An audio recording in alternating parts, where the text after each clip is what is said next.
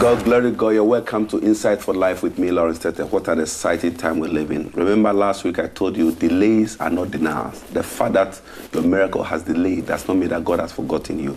God will certainly make a way for you where there seems to be no way. Don't give up. Don't throw in the towel. Remember, tough times don't last, but tough people do last. Stay blessed. Today with me here is a great man of God, a man that I respect so much, a man that beside the fact that I respect, I'm also happy and proud of that he comes from where I come from, Ghana. He's risen through the ranks, and today he's the Archbishop of Accra for the Catholic Church of Ghana. He's a man who has traveled extensively and has been a blessing to many. For those of you who come from Ghana or Nigeria or some part of Africa who have been following the National Reconciliation Commission of Ghana, you realize that he was seated on a panel.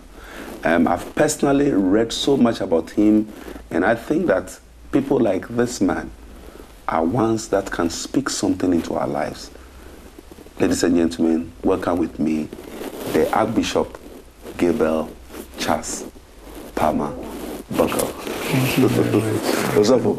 Good to see you, sir. Thank you, sir. How do you feel like here in London? Mixed up a bit. Okay. I'm passing through on my way home. Okay. And unfortunately, there are two things that are happening or have happened that give me mixed feelings. The unfortunate disaster of, King's Cross, the terrorist attacks. Right. People have died, and you feel sad and bad about it.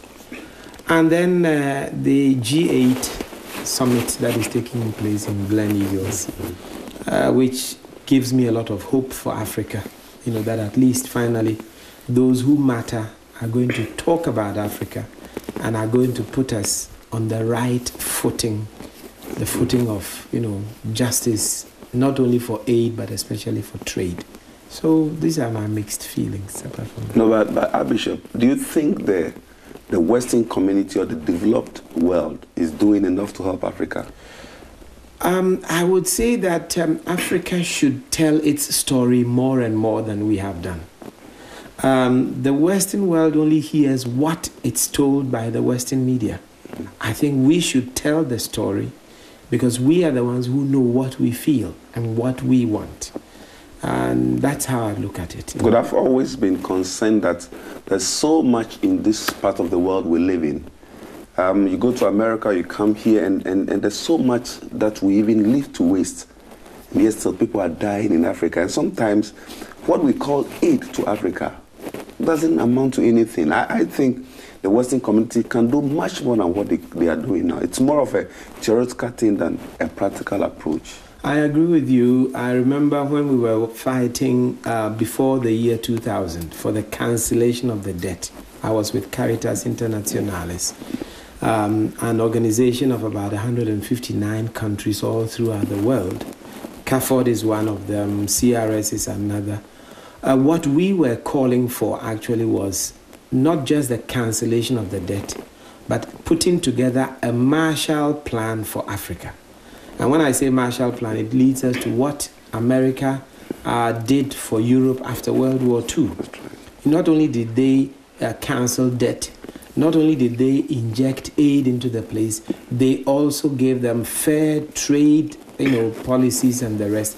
And they even encouraged development of technologies and transfer of technologies with Europe.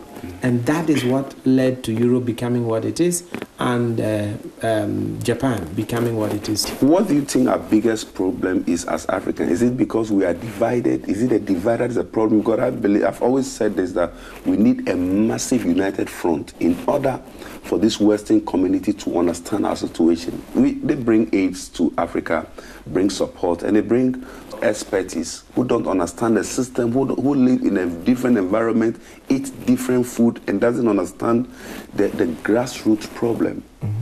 How do you think we can address that? One has to admit that we have a fair share of the fault. Our inability to take the opportunities that present themselves.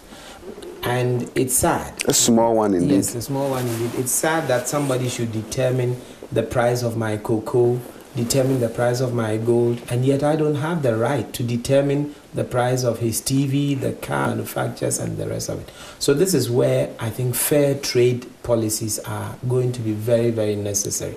I think Africa is now taking its own destiny in its own hands. You know, if you see the type of new governments we have in Ghana, talk about it, in Nigeria, in South Africa, if you look at the democratization process and everything, I think Africa needs to be encouraged more and more now than rather criticized for some of the faults and mistakes that are being committed. You find corrupt governments everywhere. Certainly. I mean, but the Western world has always supported them. So a certain double standard is also what has caused quite a lot of the problems of Africa. When I was in school, and of course I'm still researching into economics and international relations, but I wrote an article that Americans have invested so much into Iraq and other parts of the world if, let's say, they produce peanuts instead of oil. And sometimes we look at Africa and we think there is no hope for Africa. What do you think the way forward is? Oh, I believe Africa, there's a lot of hope for Africa. The natural resources alone that Africa has, admittedly, no other continent in the world has that. And that is big wealth and investment. Number two, Africa has human resource, huge human resource and talent. I mean, I like to go into a very simple term. Look at sports. That's right. I mean, look at the Africans in sports. That's right. Or those of African descent in sports. Be it in Jamaica, in America, be it in Latin America. It's in our genes. It's in our genes. Be it here in Europe. Now you have a whole lot of, black sportsmen, footballers and everything. So it means giving the same opportunities, we will be able to shine and maybe even outshine other people, you understand? So I believe and I have a lot of hope in Africa. We need to put our act together. That's it. Good governance. Democratic governance is very necessary. We need to appreciate our culture. We have a culture that is very humane, very friendly, very hospitable and everything. We need to emphasize on these things. And then, of course, we cannot but get involved in technology. That's where the game is being played today. IT and name it. So I have also always said that we need a miracle. As a continent, we need God's divine intervention. The resources are still there, but how can God put the resources, the human ability, the human resource department, and some of the personnel together in order for us to achieve our purpose?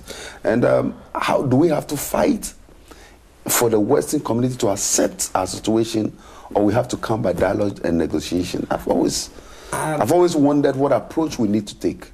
Africans are very prayerful, but we must be ready to work and work very hard. Sometimes I don't think we work hard enough. And these are the issues that I think we should put together. God helps those who help themselves. We must help ourselves. We shouldn't look at somebody else to help us, to be frank with you. We can, and we can do better. So let us invest a lot more in education, especially education of our children. Let us give them all the opportunities that we can so that they will develop the geniuses and the scientific knowledge that we have. You see the point? Sometimes I have a feeling Africans outside Africa are too concerned with making money. I think we shouldn't just be here to make money. We should be here to acquire also intellectual skills, cultural skills, and scientific skills to be able to bring them back home. No, but Bishop Pamabaka, sometimes to the contrary, those here do so much. I mean, if you go to the universities now, I get a chance to lecture in some of the universities. Yes, I'm into research myself. I'm researching into economics and human resource management now. Besides the fact that I preach the gospel, I've always believed that as pastors, we should not be limited. We should be well read. So I get impressed when I talk to